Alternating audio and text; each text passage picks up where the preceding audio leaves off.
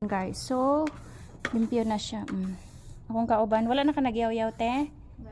Wala na, malinis na. Wala na tong kuan. Wala na tong langgam nga.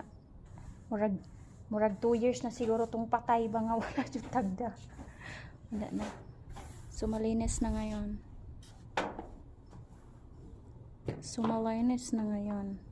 So anong masasabi mo? Anong masasabi mo? Oh, di kapoy.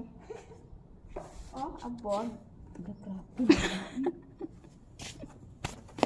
So guys, today is first day of Ramadan. So ang time check is alas 10 pa niya. Matug na akong kauban. Matug na mi.